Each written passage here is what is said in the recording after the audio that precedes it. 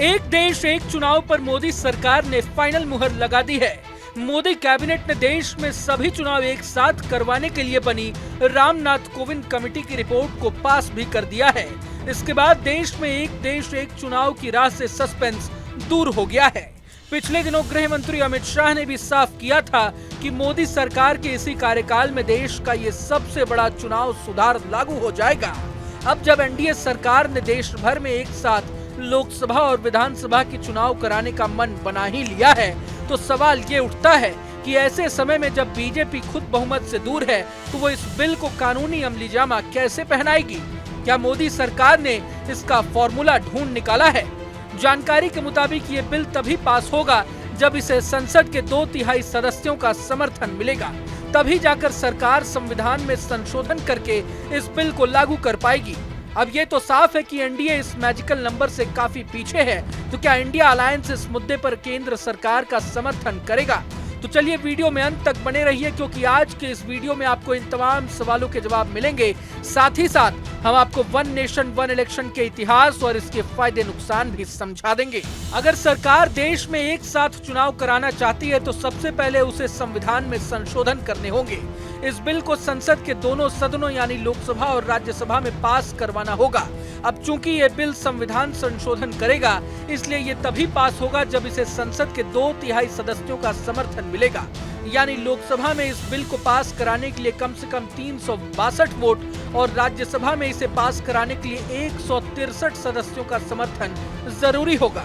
संसद से पास होने के बाद इस बिल को कम से कम 15 राज्यों की विधानसभा का अनुमोदन भी लेना होगा।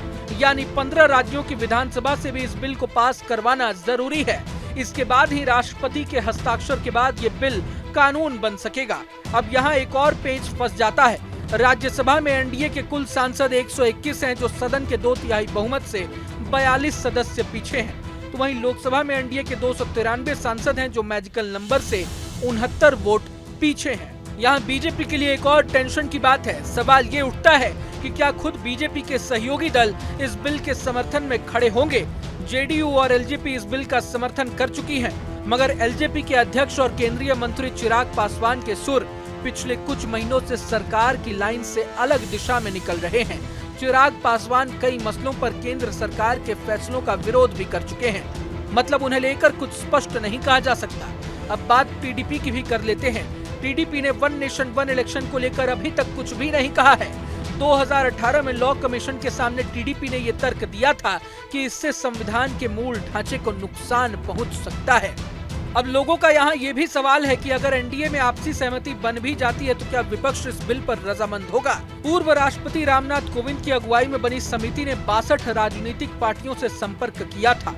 इनमें से 32 ने एक देश एक चुनाव का समर्थन किया था, जबकि 15 पार्टियां इसके विरोध में Jharkhand Mukti Morcha, TDP, Indian union मुस्लिम लीग समेत 15 पार्टियों ने कोई जवाब नहीं दिया था। नंबर गेम की बात करें तो इस वक्त लोकसभा में 12 सांसद उन पार्टियों के हैं जो किसी भी गठबंधन का हिस्सा नहीं है। जैसे वाईएसआरसीपी के 4 सांसद, अकाली दल के 1 सांसद, एआईएमएम के 1 सांसद। लेकिन यहाँ ये 12 सांसद अगर एनडीए का समर्थन कर भी देते हैं, तो भी ये बिल अटक जाएगी, क्योंकि वे जादुई आंकड़े को पार नहीं कर रही है। राज्यसभा की बात करें तो उच्च सदन में 25 ऐसे सांसद हैं जो किसी भी अलायंस का हिस्सा नहीं है। इनमें वाईएसआरसीपी के 9 सांसद, बीजेडी के 7 सांसद, बीआरएस के 4 सांसद, एआईएडीएमके के 3 सांसद शामिल हैं। लेकिन यहाँ भी वही पेच फंस रहा है। एनडीए को अगर इन 25 सांसदों का सपोर्ट मिल भी जाए, तो भी वो बिल पास नहीं करा पाएगी, जब तक इंडिया अलायंस इसका समर्थन नहीं कर देती है। हालांकि सरकार जरूर कोशिश करेगी कि बातचीत करके कांग्रेस और सपा जैसे बड़े दलों को वन नेशन वन इलेक्शन के लिए राजी किया जा सके। खास बात यह है कि इस बिल से राष्ट्रीय पार्टियों का काफी फायदा हो सकता है, मगर रीजनल पार्टियां इसके समर्थन में खड़ी होंगी या नहीं, ये कंफर्म नहीं है। क्योंकि अगर देश में एक साथ लोकसभा और विधानसभा के चुनाव होंगे, तो कहीं न कहीं राज्यों के मुद्दों के बजाय राष्ट्र के मुद्दों की बात ज्यादा होगी। ऐसे में क्षेत्रीय दलों के एजेंडे कहीं न कहीं दब जाएंगे। वन नेशन वन इलेक्शन के फायदे की बात करें तो सरकार का कहना है कि अगर इसे अमल में लाया जाता है, तो बार बार चुनाव नहीं होंगे, जिससे खर्च कम होगा। सरकारी मशीनरी का इस्तेमाल एक ही बार होगा। जनता को लुभाने के लिए स्कीमों के हथकंडे नहीं अपनाए जाएंगे। बार बार आचार संहिता नहीं लगने से विकास कार्य बाधित नहीं होंगे। और स्कूल कॉलेज के सरकारी कर्मचारियों का काम भी प्रभावित नहीं होगा। जानकारी के लिए आपको बता दें कि अगर वन नेशन वन इलेक्शन अमल में आता है तो कई राज्यों के विधानसभा का कार्यकाल भी बढ़ाया और घटाया जा सकता है। जैसे हाल ही में हुए विधानसभा के चुनाव पिछले साल 2023 की बात करें तो एमपी, मिजोरम, राजस्थान, तेलंगाना और छत्तीसगढ़ में चुनाव हुए थे। कायदे से साल 2028 में इन राज्यों के विधानसभा का कार्यकाल खत्म हो रहा है, मगर वन नेशन वन इलेक्शन के लागू हो जाने से इन राज्यों के विधानसभा का कार्यकाल 1 साल तक बढ़ा दिया जाएगा और 2029 में लोकसभा के साथ ही विधानसभा के चुनाव होंगे। ठीक इसी तरह अगले साल बिहार और दिल्ली में चुनाव होने हैं।